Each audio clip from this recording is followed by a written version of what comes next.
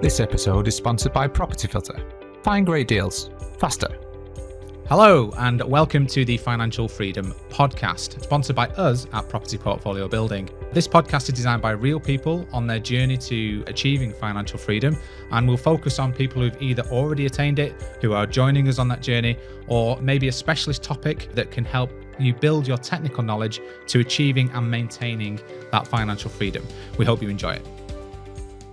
Hi folks, and welcome back to the Financial Freedom Podcast. Today we're talking about one of our technical episodes, and this sits within our Build Better framework, and we're talking about what to do to project manage during the build phase of the project. Now, on other podcasts, we've already discussed about some pre-construction activities, how to build a budget, how to run a tender, and enter into a contract with a builder. So we're going to leave those to the other podcasts. If you're interested in those types of topics, please go and review some of our other podcasts that are available online right now. Today, we're going to be talking exclusively about we've signed the contract and we're about to go live up to the point of handover of the project. So it's how to monitor as project manager your project. With me, as always, is Tim Witt. Hello, Tim. Hello, thank you for having me again. So Tim, we do this every time, so we're going to hopefully get it down to like a minute now. For those that may be only tuning into this, do you want to introduce people to your background and credibility for this? Yeah, you're right, because we've done this a few times with these topics, but just to give a general background, and we worked out the other day that I actually now have 20 years of experience. You've been saying 18 years for 2 years, yeah. So my math says. And I look back at it, and I started doing construction management economics in 2004, and I was also doing part-time work as a building estimator at the time. So that now makes it 20 years of construction and property experience. So yeah, background in construction project management for building contractors for about 7-8 years. And then I moved to the UK in 2014, worked as a consultant project manager for development companies, where I managed and oversaw big development projects and also other types of build projects as well, conversions and refurbishments. And I also built up my own property portfolio since about 2018, predominantly in the UK, with small scale development using the buy, refurbish, refinance model. So I've managed and been involved in hundreds of building projects in that 20-year period. Lovely. So safe to say you know a little bit about project management then. So that's the bit that we're going to be focusing on today. So where we are in the phase, we've done our tender, we've signed our contract, go. Yes, we talked about it in one of our previous episodes, but it's really important, the pre-construction phase, to plan out and get all your ducks in a row as solid as possible to help this excess of the on-site construction phase of development. So the more you do up front and the better that is, the more it's going to help this stage. So point number one, so listen to one of our previous episodes where we really talk about the tender process and the contractual requirements to get to sites. That's really important, firstly. Then when you get to the construction phase, I think you mentioned the note before, but it becomes what's called a monitoring or a site monitoring type role in a way. So first of all... So let's talk about it. Day one, week one. Yeah. We're going live. You know your builder's turning up. Yeah. So the builder's turning up. So you've got the contract in place. You've done all the pre-start works you might have to do for like health and safety notices, building control notices, all those sort of things. You know the builder's ready to go and they're ready to work safely. It's the keys and they're in there. They've got the scope of works. They've got the drawings. They know what they need to do. You should have agreed a program of works and a schedule of works that says say week by week what the builder should be doing. And then, one of your first things is monitoring that. So if you took some of the examples we've looked at in this series where we're converting, say, a residential house into a 6-bedroom HMO, yep. Generally your first works on site are your strip out and demolition works. Mm-hmm. And also one of the key risk elements in the build phase is at that moment in time, yep. Because you're stripping. A lot of these properties that we work on are old buildings. There's unforeseen challenges that might be hidden. So once the building contractor starts that strip out phase and uncovers things, or not necessarily uncovers anything, you determine if there's any issues or things that you need to assess. You might need to get some engineers involved if something doesn't look right, like there's cracking in the brickwork. Timber floor joists are rotten. Do they need replacing? So because basically, sort of until that point, you may have not, unless you already own the property. Yeah. You may have just done a viewing, right? Yeah. So you might not have been able to get in the loft. You might not have been able to see behind the plasterboard. Yeah. You probably won't have seen under the flooring. Yeah. All these types of things. So generally, definitely, you haven't been able to see behind the kitchen units, under the flooring, like you said, behind the boards and the plaster where you're going to have to put new surfaces in. Like you said, sometimes in the viewing, you can't even get access to the loft. Yeah. And you haven't been able to until the point that you can start on site. Usually in the tender process, we'd get the builders out there and we'd get into the loft space to assess that so we can see if there's anything in that roof space that how much light you can see. Yeah. So usually that's the phase you do that to see in the loft space, but sometimes for certain circumstances you can't do that necessarily. So you have to make sure that contingency allowance is there in the first place to cater for unforeseen. And what are the typical things that you find because what we're talking about here is for those that haven't listened to the ones we're just talking about what to do when the build phase starts. Yeah. So in our projects we're talking about ripping everything out here, aren't we? We're talking about starting again, except for the skin of the building. Yeah, sometimes you might be back to brick and the floors. You might be back to brick in these builds, or like you're stripping out quite a bit of work to then start rebuilding it again. So during this construction phase, let's say you've agreed a contract price with the building contractor, and then the risk to that price is what's called variations. So during the build phase, if there's real two main ways that the contract we use that variations come up is for unforeseen things that weren't included in the scope, or then things that are changed in design to the scope as instigated by the owner, developer, or project manager. And I want paneling on the walls as an example. I want paint before, So. Yeah, different paint colors, different tile finish, those sort of things. But the big risk is in the unforeseen things that you haven't been able to price that get uncovered in that strip out. We touched on some before. Sometimes they can be structural implications like cracking brickwork.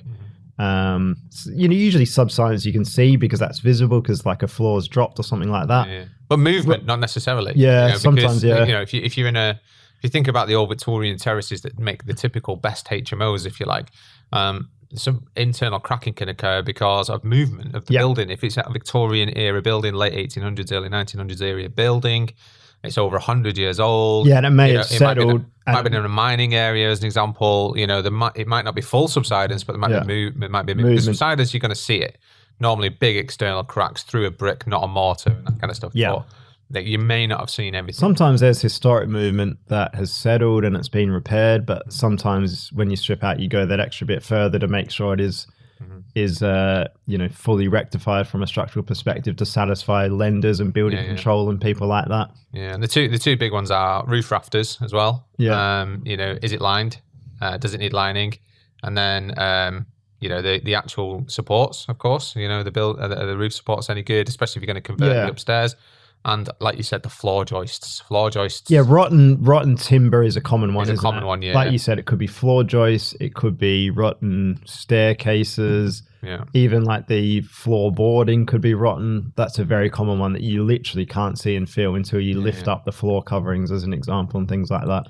Yeah, so if you've got like if it's not a solid floor, if it's not a concrete floor in your property, and maybe you've got a basement or maybe a closed off basement, which is quite common as well. You see these once were cellars and now no longer used and they're all blocked off and you don't even have access to it. Yeah. You rip the floorboard up and it's wooden joists and there's some rot because there's some damp underneath or whatever and you have to repair those joists.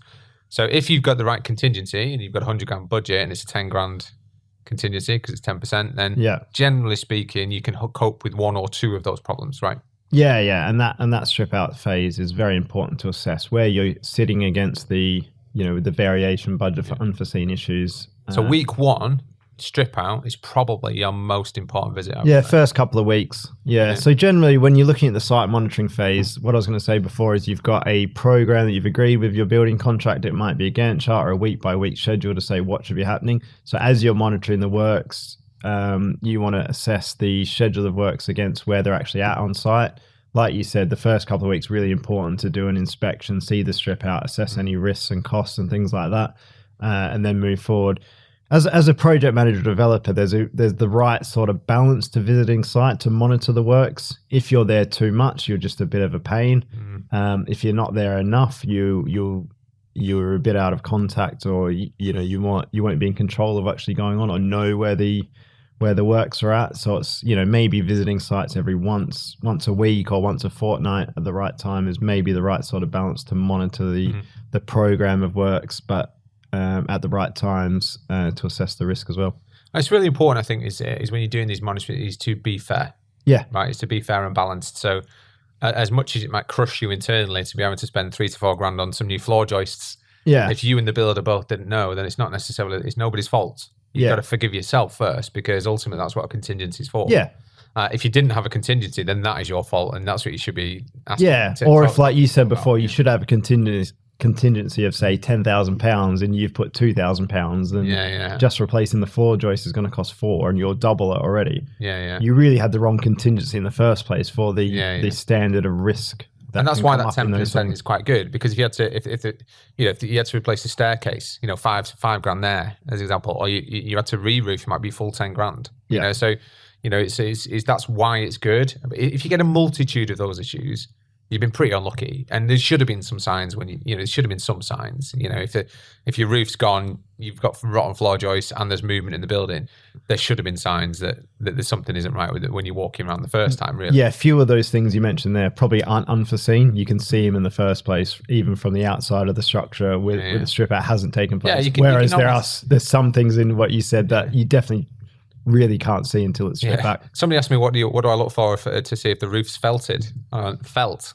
Is there any silver? Open things? the access panel to the roof space and put your head in.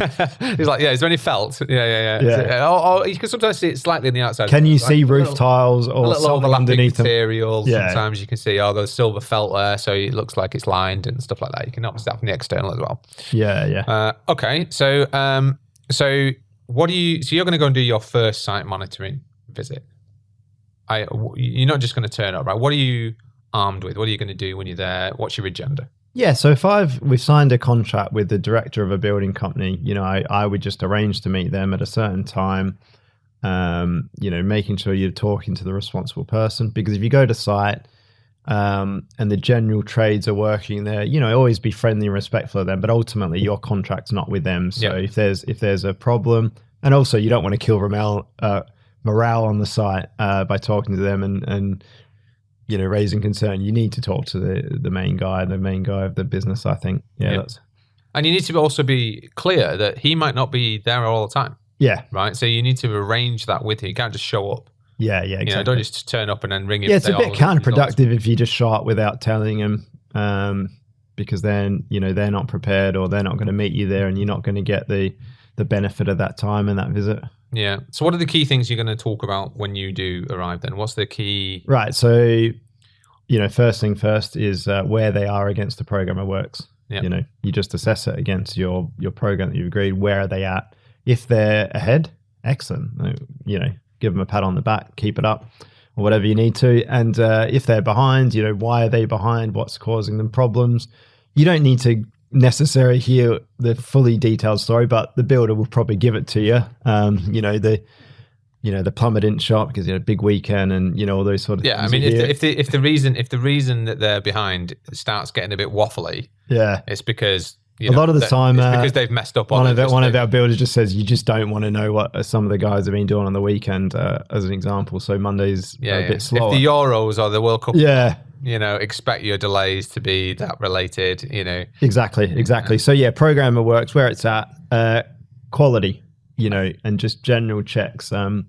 You can also get support with this. So either you engage a project manager or what's called a clerk of works that can just check on quality. So if you're not that familiar with how things should be done, and you just want someone to check that they're doing in accordance with the drawings and specification, you can employ someone, sometimes not at a huge cost, just to do some general checks every couple of weeks. So don't feel like you have to be the expert in the build up of petitions and how cables should be ran and plumbing and stuff like that. Yeah, because if you're non-technical and you've not done this before, some parts of the build program pretty bloody scary looking, right? They look, from what look, you are effectively going to make that property look much worse than it was before it starts getting better, right? So if you've never seen that before, it is quite shocking. So you can have holes in your roof. There's roof rafters missing.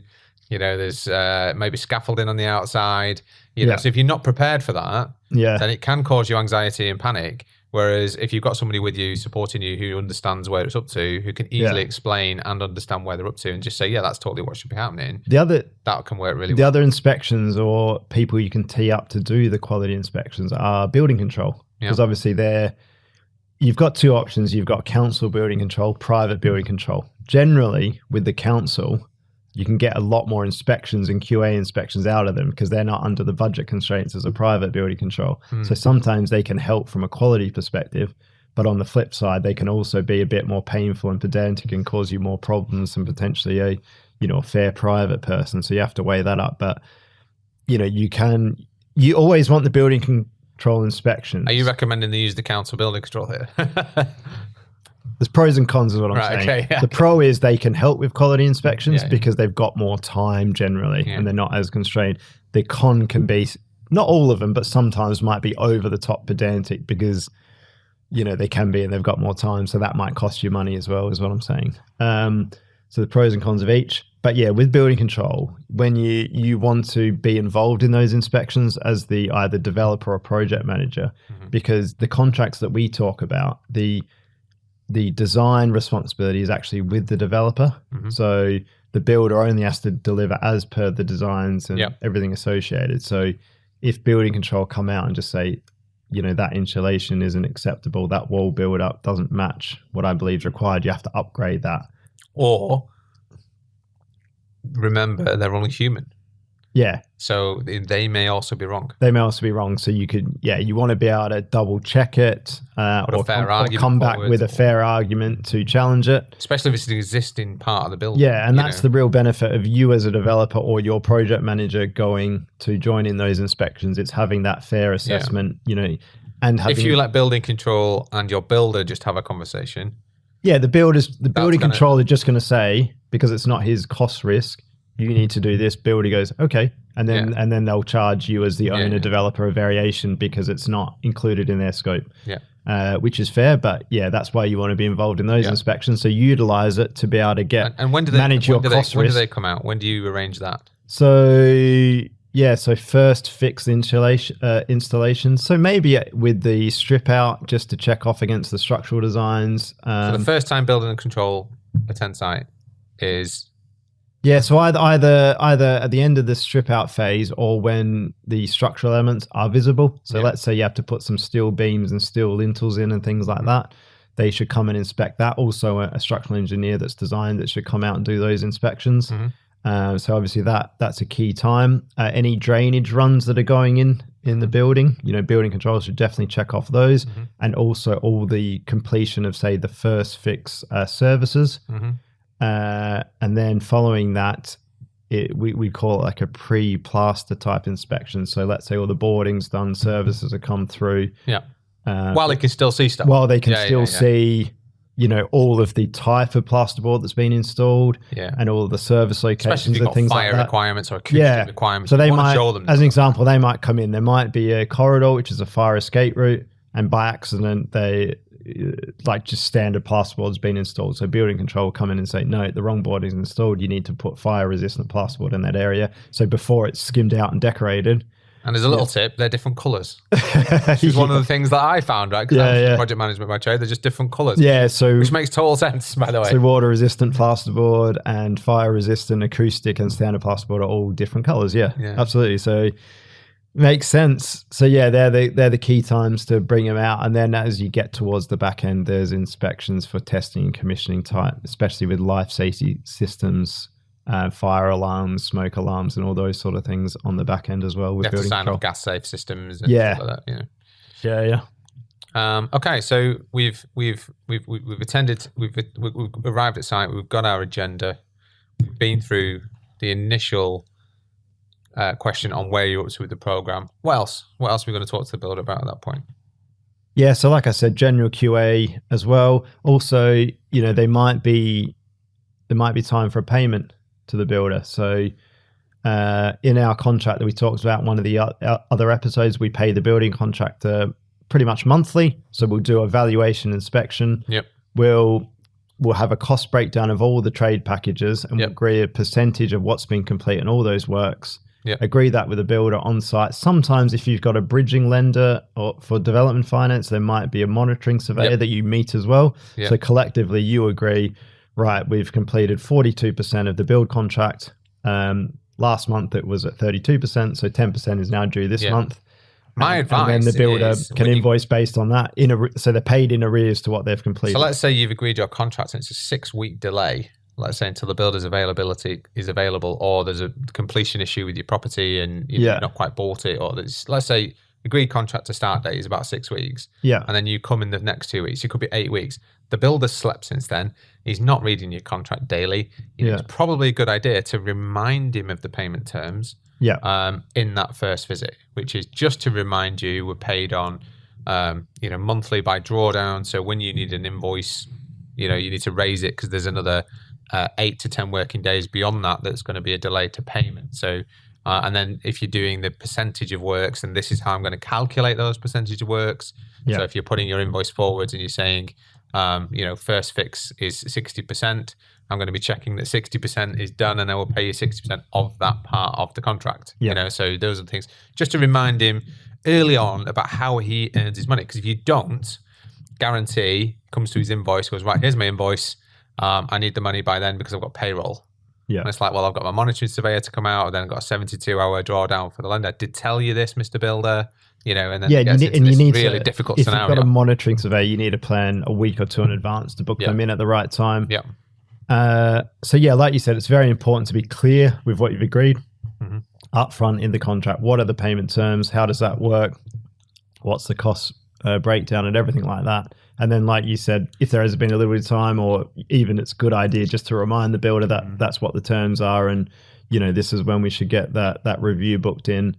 And some of these things, when you do, if let's say you're doing inspections fortnightly, and the payments are monthly, you sort of you tie that in to do like your building control inspections, your valuation inspections, just for efficiencies of time as well for people in your team and the building contractor and everyone like that. Earlier, you talked about you reviewing the timeline on the works, and sometimes it can be ahead, sometimes it can be behind.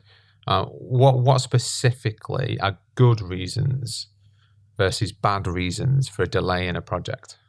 Right. So good reasons, or a reason that the building contractor may be entitled to an extension of time. And I'm going to pick up on that word entitled as well, because we'll come back to that. If you used the JCT minor works contract we do, if you discover something that's unforeseen that, let's say, is going to be a variation cost, with the example we used before of replacing the entire floor joists or floorboarding due to rot or something like that, they should be entitled to A, the cost to do it because it's unforeseen, they haven't priced for it, it's not in their scope, and B, that is what I would say is on the critical path of the build program, because no other trades can do any other work. They can't progress forward until that work is done. So that delay is completely reasonable, that you say, all right, let's say Mr. Building contract, you had 20 weeks in the contract to get those floor joists and the floor replaced back to the condition it needs to move forward. Took 2 weeks. So you're entitled to a 2-week extension of time,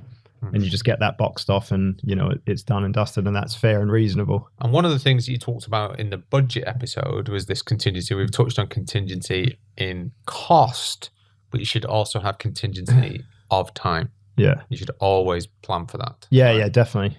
Because like this contract, so there are different forms of contract, which are like, say, a design and build guarantee price contract. So the builder, they have to have their own contingency in that program. So if you've agreed a 40-week schedule, they should have their own contingency.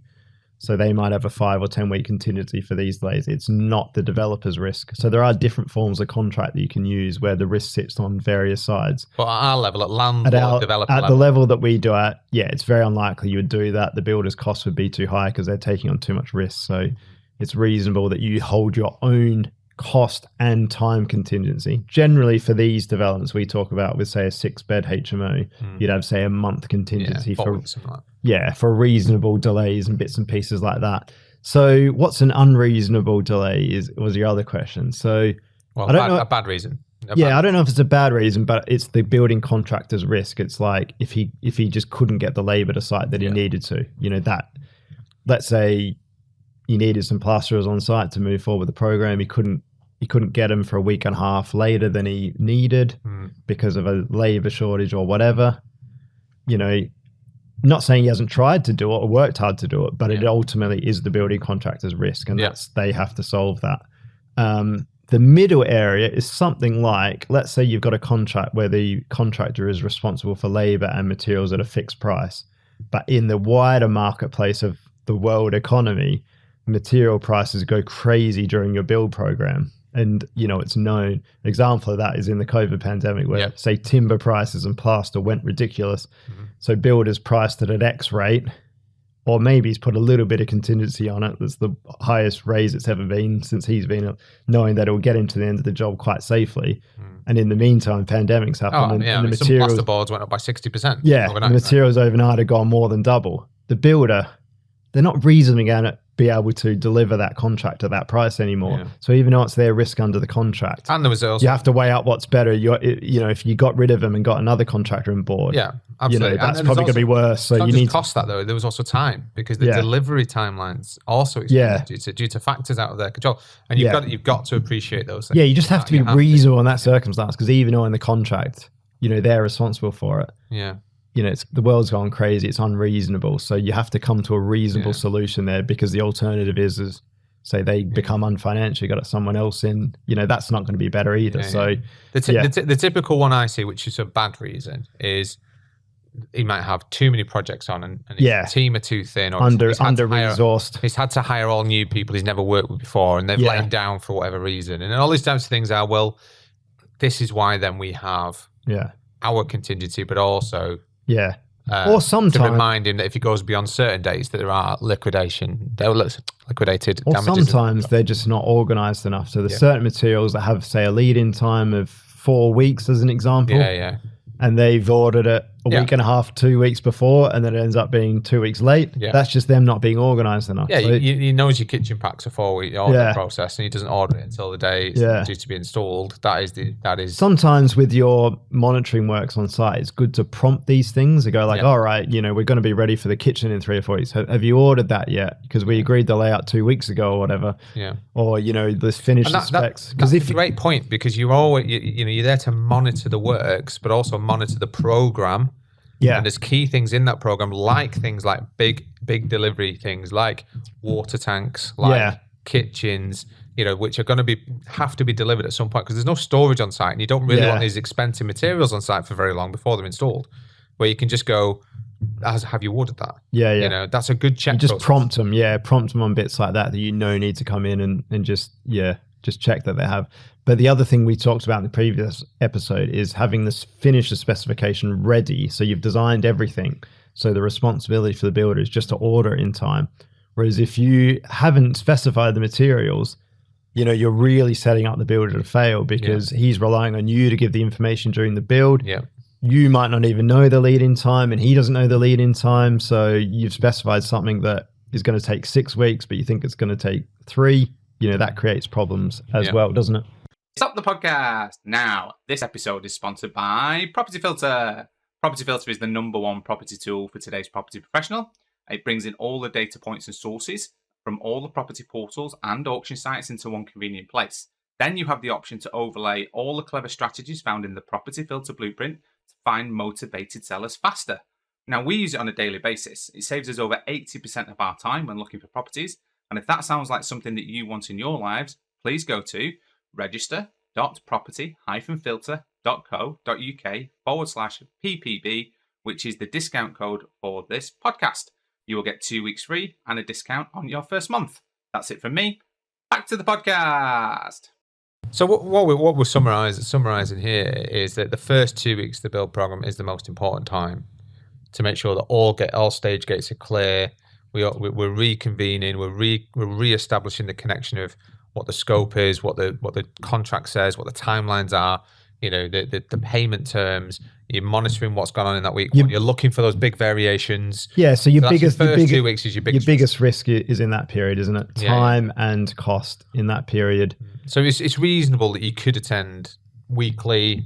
For the first 2 weeks. For the first 2 or 3 weeks. And then maybe extend first 2 or 3 weeks, you could maybe do a weekly visit, and then it's very important, isn't it, that you don't want to get in the way. You just don't want to get in the way. Yeah. Or you don't want them to rely on you too much for questions and things when it's in the contract and they're asking you all the time just because you know and you're there. Yeah. It's like you've already specified that. They just need to read the contract and get it ordered type thing. Yeah. And if there is a variation or anything that might end up being a variation, it's really, really, really important that you document that. Yeah, best to like even a basic instruction.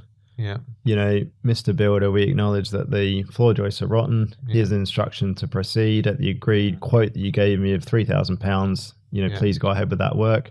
And if the builder and sometimes you can do in that instruction, you can say, you know, we acknowledge that there will be a delay to the program. We will agree that in due course as we get there or something like that. So it's very reasonable. It's really important that you are consistent in how you do things. So as an example, don't allow the builder to give you a verbal instruction. Yeah. You know, because the second you do that once, you've opened a floodgate for doing it several times. If there's something I need to do this as a variation, Mr. Project Manager, that's fine. Send it me in writing. Now, that doesn't have to mean sit at your desk and do an email. It could be, you know, depending on how he communicates, it could be a WhatsApp or a message. As long as he puts it into some form of writing you can then rely upon further down the line. Because if you say to a builder, I would just keep it standard as an email. Some of these building contractors, their admin is not massive because they're small scale builders. They're not your one-man handymans. They're not your big contractors. They don't have big teams of contract administrators to do this work. So the admin isn't necessarily the best. So if they do a good job and you work with them well, help them out a little bit. So you just do the instruction in the email, then it's recorded. You can send the email. Yeah. Just like I said before, send that general instruction. Instruction number 1, floor joists need replacing at £3,000. But don't let them CC in the client, so everyone has that record. Yeah. My point is, don't let them give you a verbal instruction that can later be relied on without it being. Yeah. Because that is a problem. If they said something verbally to the project manager or whoever, you know, that person, anything could happen to them, unfortunately, or whatever. And then there's no record of it. So, you know, it's hard to manage the project thereafter with whatever. And that's when you get variances at the end. You don't know what they're for, you know, like they said, oh, I told you on site. And you're like, when was that? And like 6 weeks ago, I told this person, you know, I never agreed it. And it's all because you've just not set that framework up correctly. And you've not said, no, I'm happy to agree something, but it has to be done with in a written form. Yeah. And sometimes we do it for our clients where we do a written report, our project management team, every fortnight. So if there are variations that come up or delays that have happened, we record on that. So even from our perspective, it's fully recorded. And the conversation, because you sometimes rely on me to play bad cop, right? So with the builders, which is the conversation I always have is this: okay, we have a contract, we have a scope of works, and this is what we've agreed. Any variations need to be in writing. Please forward me the variation that's agreed. And if the answer to that is, I don't have it in writing, but I told this, I'll just go, we have a contract, you know, and I just repeat myself. You say, please forward me the variation that's agreed. And at some point, then they, you know, that's getting through that. I didn't get it agreed. It's like, well, actually, you haven't given us what we need. We can't agree the variation. But at that point, you may still want to negotiate with that person, because you don't also just be reasonable. But you don't want to be unreasonable. The other challenge is something comes up and it's just getting the physical costs from them confirmed so you can assess it reasonably. Yeah. And you don't want to get to the back end of the project and there be 5 or 6 costs that you haven't actually got a figure for that are legitimate variations. Yeah. Because actually it does get timed out at some point in the JCT. So the builder's actually not entitled to it after a certain time if they're too slow. So as a building contractor, you need to at least be reasonable and get it in time. But also, you want to be helpful as well. Yeah, you want to be helpful, but you want to know where your budget is. Yeah. So please don't go, and on that, please don't go away and rely upon that, you know, to then not have to pay the builders. You know? No. You know, don't do that. No, but it's more helping the builders, so it's all fair and reasonable. But also as a developer, you know, you want to be able to know where your budget is at all time, because if you got 10 grand contingency, you know, if there's going to be 3 grand spent or 15, you know, it can have a big difference. And where's that funding coming from? Do you have the funding if it's going over, and all those sort of things? So it's really important that you know where your budget is at all time. Sometimes even if it's just acknowledging that I haven't got the firm cost for this, but I know the budget will be, say, £1,000 or something, and you just track it in that instruction or variation schedule tracker that has it on a spreadsheet. So the other just going back to we're talking a bit about quality assurance before and checks like that. The other key thing is obviously when you get to the back end of the project, you can do snagging and defect inspections. But if there are things on site that aren't quite right, they're better to get picked up at the earlier stage. Yeah, absolutely. Easier to fix, less costs, less delay, and all those sort of things. So, and you've also got to think about what's happening next with these things. Like, I'm going to get my furniture package delivered, and that wall is now, they've set the door frame up. They haven't put the insulation in and the boarding in, but the door frame itself is 7 inches to the left, which means my wardrobe is now going to be overlapping by 3 inches. You've got to get that done. Don't wait until the footings are done. Don't wait until everything's done. Yeah. So again, if your drawings are accurate in the first place and the furniture that's shown on the drawings and the dimensions are all accurate, that will stop that issue coming up. But if the wardrobe you're ordering is 300 mil wider than what the drawing shows or something like that, and it is covering the door, there's the little things you need to look at. But there's also a very good point that you didn't mean to touch on there. I don't think so, but you can get your architectural layout drawings. You can then get them to building regulational size. The builder then rings you and says, I can't get this to fit. That does happen. So at that point, it's your responsibility as the developer to reestablish what is and isn't available, because people make mistakes. Yeah, and get out there. So an example is, there might have been some mismeasures on site, or another example is the architect's done a layout and it's changed because of building control requirements. Yeah. So like another 100 mils of bolting or whatever. Let's say or an EPC requirement. Yeah. So you've had to insulate the internal walls of the external facade, and that's moved 100 mil into the room. It's not on the drawing. And then what effect does that have on the room size? So we talk about space standards for HMO rooms. Sometimes if it's on the limit, suddenly you got a problem, because that 100 mil of insulation across the length of the room could bring you under the threshold. Yeah. Or can you tweak the room adjacent to it to make it work? Stuff like that. So, but yeah, you're right. As the developer or project manager, if you're responsible ultimately for the design, you need to sort that out and then instruct the builder what the variances is. Yeah, absolutely. And again, you also need to be fair and reasonable. So if there has been an instruction which has then changed the design, you can't then go and point fingers at the architect, because he may have done the design to the best of the knowledge that he knew. Yeah. And then building control says, actually, this is not quite right. This is right. And then you just have to go back to literally that's where the phrase back to the drawing board comes from. Yeah. And try and resolve that problem as quickly as possible and deal with it. Don't let it fester, or don't get too frustrated. Just deal with the problem. Yeah, there's a certain amount of human error. So if an architect's using a laser measure and it's just clipped something in the process, and it's or we thought the wall was completely parallel, and actually it's. Oh, the other thing is if you strip back a property, so the architect's measured from a wall, but actually when you stripped out, it's either bigger or it ends up being bigger than it was before or something like that. I mean, that helps in a way. We had one of those, if you remember, in one of ours, where we were able to put a massive ensuite in a room. Yeah. When we took a board out of it. That's right, in the ceiling space. And then we've had another property recently that when we stripped back all the bedroom joinery, we found a heap of extra space, and we've added in a kitchenette in that room because it made the room bigger. So sometimes it works massively in your favor, and sometimes it takes space. But ultimately, you're the developer, project manager. You have to sort it out and agree the reasonable circumstance, knowing what the overall picture you're trying to achieve. Absolutely. And compliance. And the reason you don't just agree with the builder and you do refer back to your architect, especially if you're not a specialist, is you need to make sure that whatever you agree on site doesn't then fall foul of a license condition further down the line. Not building regulation, but if you've got a licensed property, such as a HMO or which is either mandatory or additional licensing, where you have room standards and room sizes, or even if you're doing a normal building, but you've got your national space standards for room sizes, you need to make sure that you double check that you're not going to fall foul of something, or you may even need to change something more fundamental. Yeah. And at that point, you really need to say, right, we need to stop what we're doing and just for a minute, take a breath and just get that bit sorted. Yeah, that's really important. My thoughts are, you need to assess it from an architectural licensing perspective and a building regulation perspective. Yeah. Because an example of this, say, for building regulations, you might have to need, say, 900 mil wide corridor space next to a room. But licensing, you want to achieve a 10.22 minimum double room size. So what you do is you move the bedroom wall out 100 mil to get your 10.2.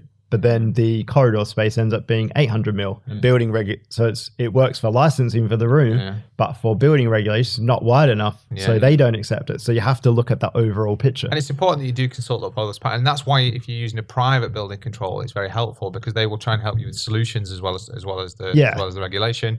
I saw one recently for another one of our lettings clients who's managing her own project, and her corridor was too, like you said, it was too narrow. It was 750 mils. And it was a corridor with a staircase next to it. So the staircase going up, and the escape was being all encased. So if you imagine there'd be stairs coming down, and on both sides would be partition walls, fire and then you'd be walls. going round. It's like going round, like turning yourself on 180 degrees, and then doing down the corridor to the kitchen and all the rooms and stuff. Yeah. And the building control officer comes out and says, all you need to do is put a normal banister in. Yeah. Because if you put a normal banister in and you remove this, there's no additional fire safety with this wall here because this is an open space. Remove that, put a normal banister in, and that will pass from my perspective. Perfect example. Solution there already. Just Builder's got a conversation. problem. Architect says I don't know what to do. Building control solves it for you. Yeah. Great. Yeah. You know? Through the combination of those experts, you come up with the right decision by talking to people. It's a good example. Right. So that's the general monitoring process throughout the build. Then, you get towards the back end of the project, you've got completion and handover requirements. This is a really, again, critical stage. Like you said, this is second most important. You got the first few weeks that where you know about your risk, and then you got the back few weeks of the project. So, key things is you want to get this handover as smooth and as good condition as possible, ready for your end, user or occupant. In this case, it would be HMO tenants.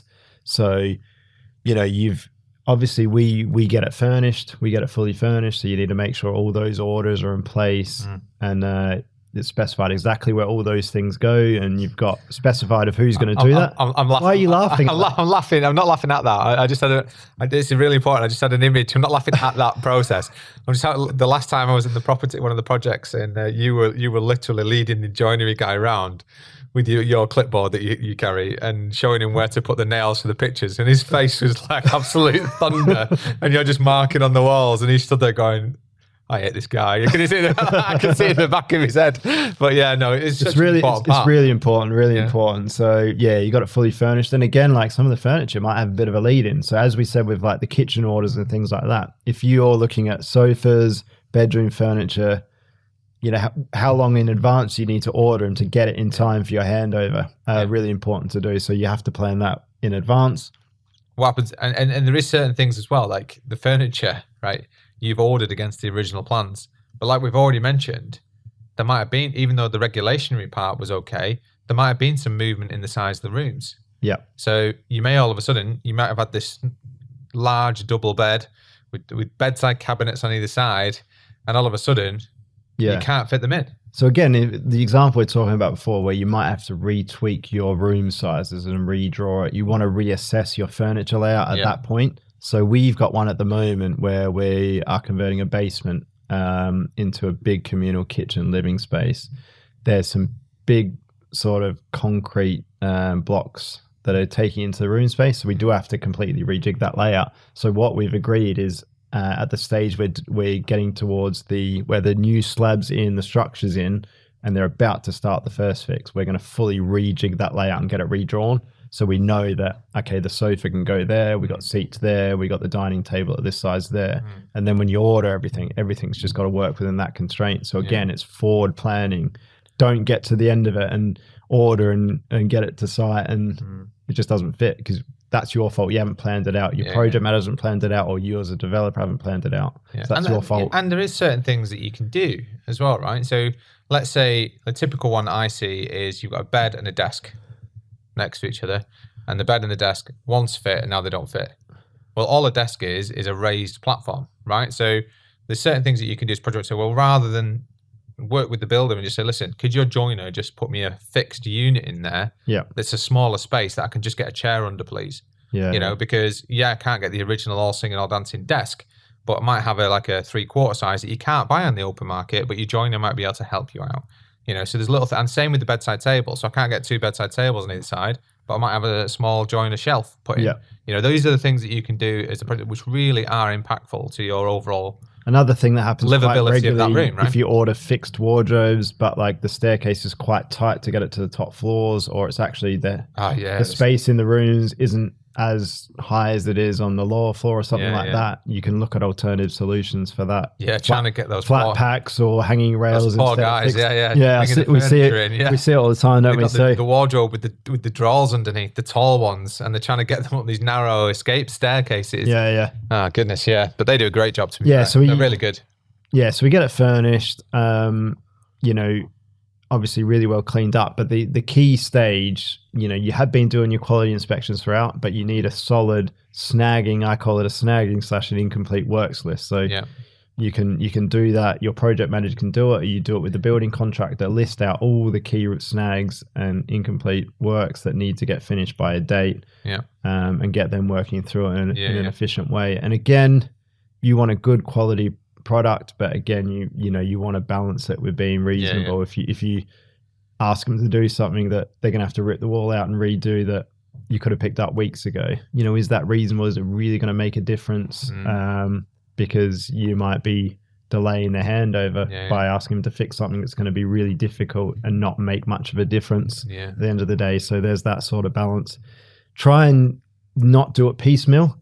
So if you do like one where you go through all areas, one big list, it's because the builder will get it. He can go to all these individual tradesmen and go, this is the list of everything you need to do. Once you do that, we get paid, you get paid, final payment and all these sort of things. We're happy. Whereas if you just go one day and do like, pick out a few bits, you go back another day, pick out a few bits. Just going to do everyone's head in. You're just going to do everyone's head in, and you're not going to get necessarily the desired result you're after. You're just going to be a bit of a pain in the builder's back, really. Yeah, and on the finishing as well, it's really so you've got your snag list, you're doing the snag list, and you're chasing up your snag list, and you're staying on them.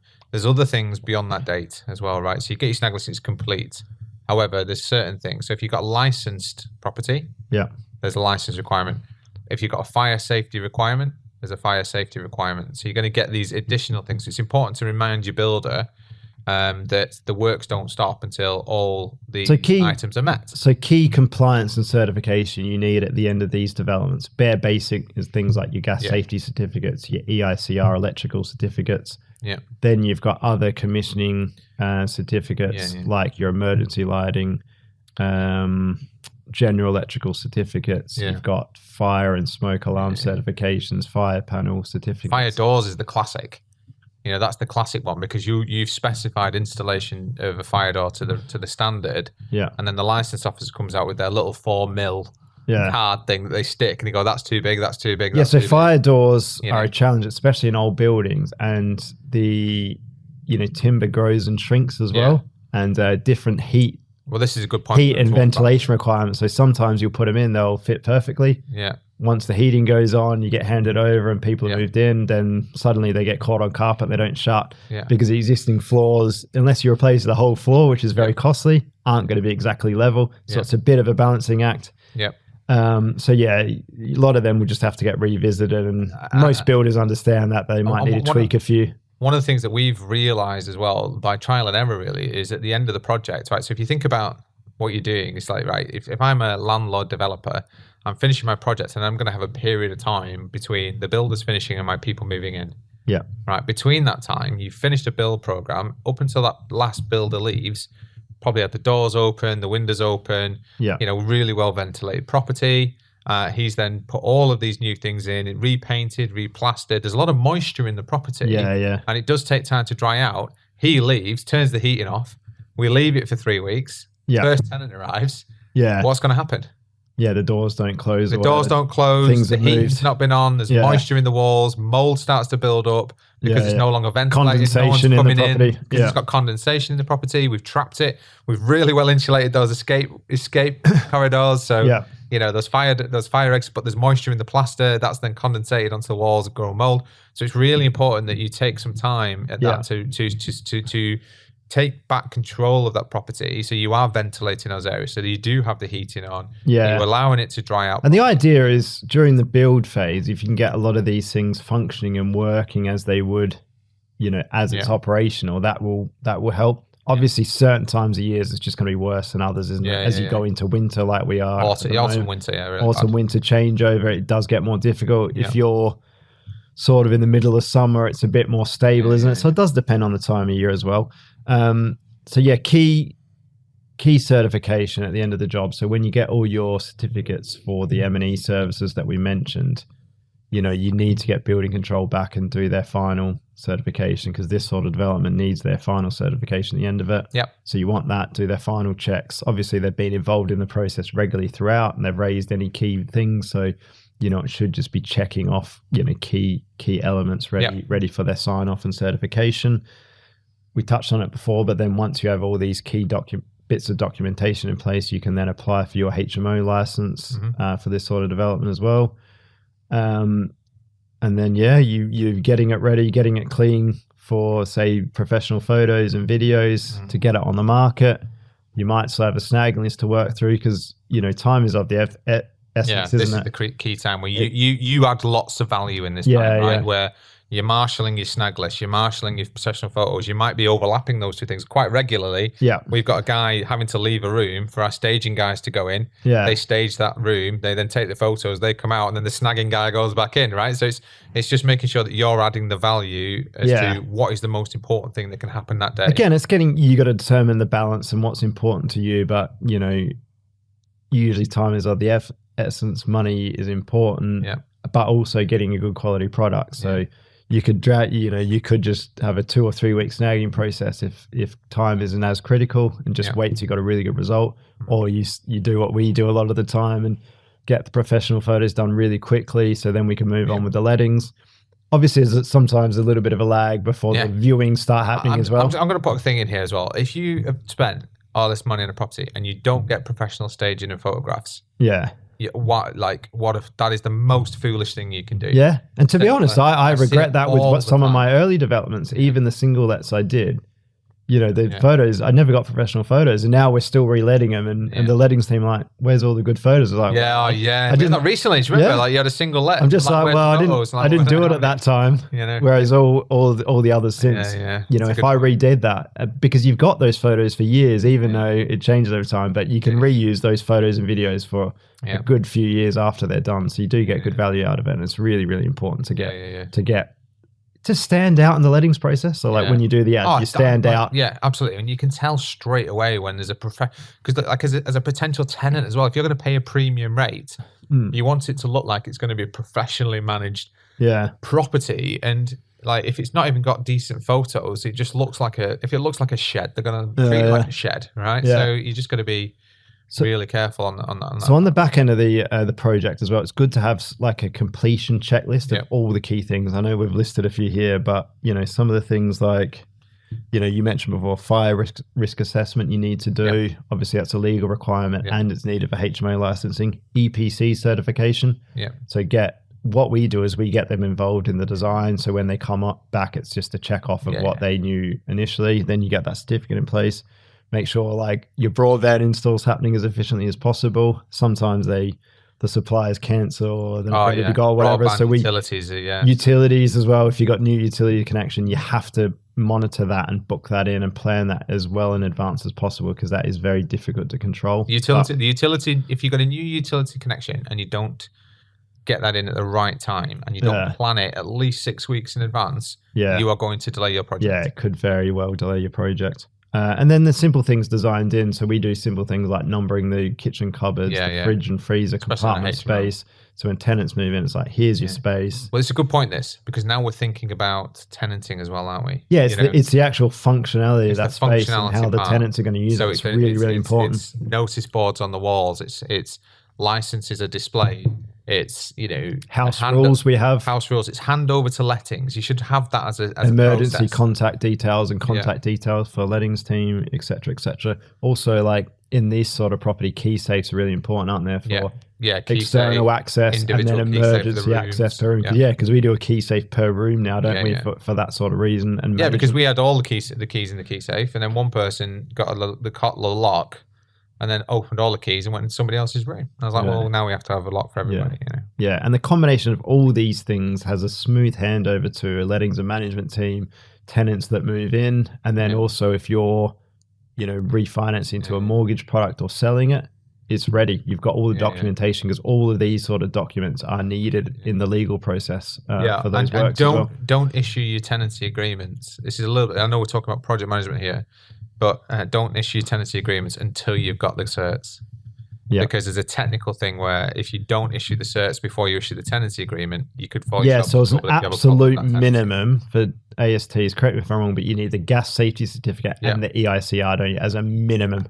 EPC. And the EPC certificate, and something called a how to rent document, which is something you can just download. From how to rent guide. Yeah, I was talking specifically about the project management bits, but you're right. Those are the absolute minimum you need. And if you have problems with the tenant later, it's very likely that that could be raised as a problem for eviction. If not in place. Agreed. Yeah.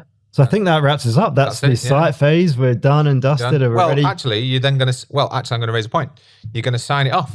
You're going to say the job is done, Mr. Builder. Yes. And you're going to revisit the contract. Yes. Because there might be retention. Very good point. So in our contracts at the moment, we have a defects liability period. Yep. So if we issue a practical completion certificate at X date, and there's a building control certificate in place, we say from that date the defects liability period now starts. Yeah. Depending on what we've agreed, usually it's either 6 or 12 months. Yep. And like you said, for the final payment, we hold back 2.5% retention, and that protects you as the developer or owner in case there are defects that come up. The building contractor doesn't come back to rectify them.